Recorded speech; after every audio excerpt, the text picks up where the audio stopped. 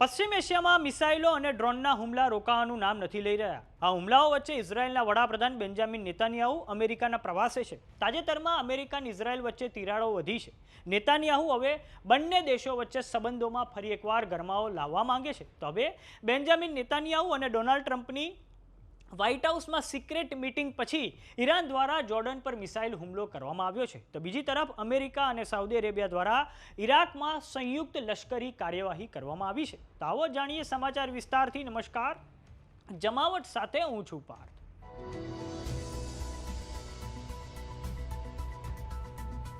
24મી જુલાઈના રોજ અમેરિકા દ્વારા ઈરાન પર હુમલા રોકી દેવામાં આવ્યા છે, પરંતુ 28મી જુલાઈના રોજ ઈરાન દ્વારા જોર્ડન પર મિસાઇલો વડે હુમલો કરી દેવામાં આવ્યો છે. આ સમગ્ર ઘટનામાં યુએસના સેન્ટ્રલ કમાન્ડ દ્વારા દાવો કરવામાં આવ્યો છે. IRGC દ્વારા મિડલ ઇસ્ટમાં આવેલા ઘણા બધા અમેરિકન બેઝ પર મિસાઇલો વડે હુમલો કરાયો છે.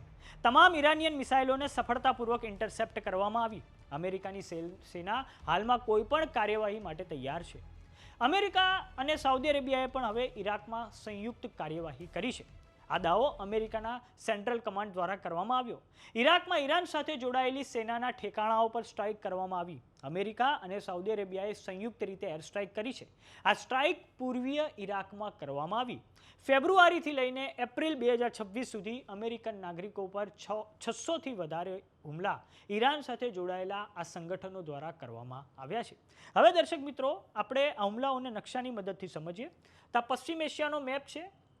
એક તરફ ઇઝરાયેલના PM બેન્જામિન નેતાન્યાહુ વ્હાઇટ હાઉસની મુલાકાત છે, અને જ્યારે વ્હાઇટ હાઉસમાં બેન્જામિન નેતાન્યાહુ અને ડોનાલ્ડ ટ્રમ્પની મીટિંગ પતી તે પછી તરત જ ઈરાન દ્વારા જોર્ડનમાં જે અમેરિકાના બેઝ આવેલા છે તેની પર ખૂબ મોટા પાયે સ્ટ્રાઇક કરી દેવામાં આવી છે.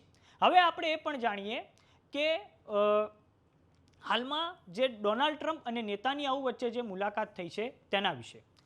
તો ટ્રમ્પ અને નેતાન્યાહુ વચ્ચે 1.5 કલાક મીટિંગ ચાલી છે. બંને દેશોએ એક મત રાખ્યો છે કે ઈરાન પાસે પરમાણુ હથિયારો ન હોવા જોઈએ. વ્હાઇટ હાઉસના પ્રેસ સેક્રેટરી કેરોલિન લેવિટે આ વાતચીતને મહત્વપૂર્ણ ગણાવી છે. હવે દર્શક મિત્રો, આપણે એ પણ જાણીએ કે તાજેતરમાં સાઉદી અરેબિયા અને અમેરિકા દ્વારા ઈરાકમાં કાર્યવાહી કરવામાં આવી છે. તો સાઉદી અરેબિયા અને અમેરિકા દ્વારા આ જે ઈરાક આવેલું છે ત્યાં PMF, આ PMFનું દર્શક મિત્રો ફૂલ ફોર્મ થાય છે popular mobilization force. Popular mobilization force એ શિયા ફોર્સ છે, અને આ શિયા ફોર્સને ઈરાન દ્વારા તમામ લોજિસ્ટિકલ, ફાઇનાન્શિયલ અને ઇન્ટેલિજન્સમાં મદદરૂપ કરવામાં આવે છે.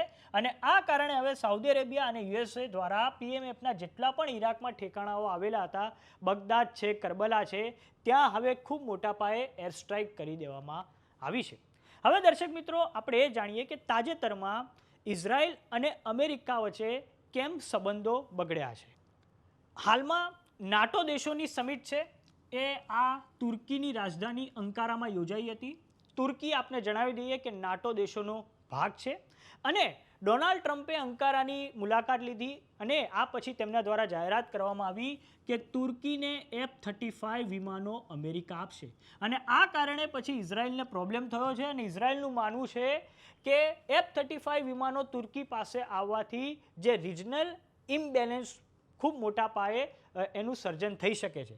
આ પછી વાત કરીએ કે ઇઝરાયલને બીજો પ્રોબ્લેમ અમેરિકા સાથે શું થયો, તો બીજો પ્રોબ્લેમ એ થયો કે તાજેતરમાં સાઉદી અરેબિયા અને USA દ્વારા સિવિલ ન્યુક્લિયર કોઓપરેશન માટેના કરારો કરવામાં આવ્યા છે.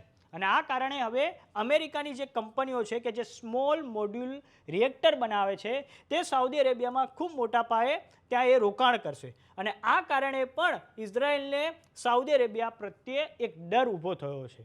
આમ આ બંને કારણો છે જેના કારણે ઇઝરાયલને તાજેતરમાં અમેરિકાથી તકલીફ પડી હતી. પરંતુ હવે ઇઝરાયલના વડાપ્રધાન બેન્જામિન નેતાન્યાહુ એ વ્હાઇટ હાઉસની મુલાકાતે પહોંચ્યા છે, અને બંને દેશોમાં સંબંધોમાં હાલમાં ગરમાવો રાખવા માટે તેમનો તાજેતરમાં પ્રયાસ છે.